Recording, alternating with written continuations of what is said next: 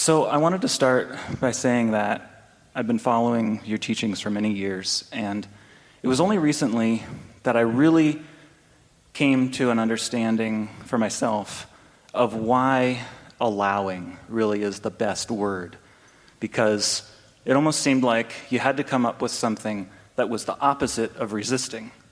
And so the first thing I wanted to ask you is about that choice to use that word. In the beginning of Esther receiving or allowing, we called this gathering the science of deliberate creation. And it put a lot of emphasis on being deliberate about what you're thinking about. It put a lot of emphasis on pointing at what you want, being more and more clear about what you want. And many people did get more clear. But in time, many began realizing that while they've been asking for things for a while, things were not unfolding the way that they wanted them to. And the reason for that is because they were using words to state their request, and the word often didn't match the vibration. So if you're asking for something that you're not feeling, if you really want something that you're experiencing such opposite of, that you can't feel what it would be like, all you can feel is what it is like.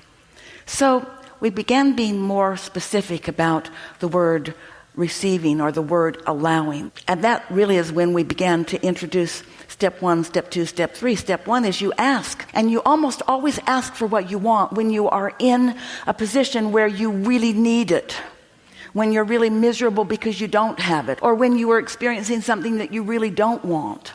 And so while that is the best time really to launch your rockets of desire, it's not the best way to go about letting your desires be received by you. Even though they're being revealed, you've got to get in the receiving mode. And so we began saying step 1 is ask, and life just helps you do that. And step 2 is source answers every single time, every single time. In fact, the way that happens is when you lift the end of the stick of what you don't want, without realizing it, you're also lifting the end of the stick of what you do want. And that's the end of the stick that your inner being focuses on. That is really the way those rockets are launched. You launch them.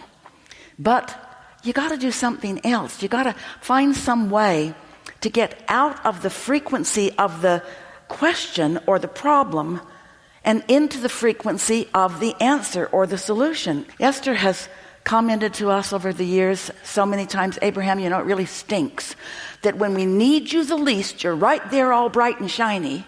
And when we need you the most, and then we say, we what, Esther? Say it the way that it really is. We don't let you in. We don't let you in.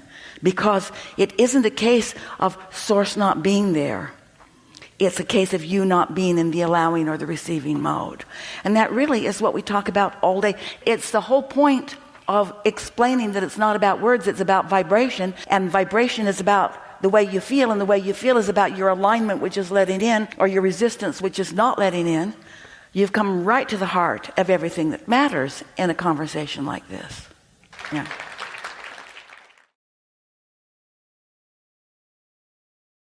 The word often didn't match the vibration.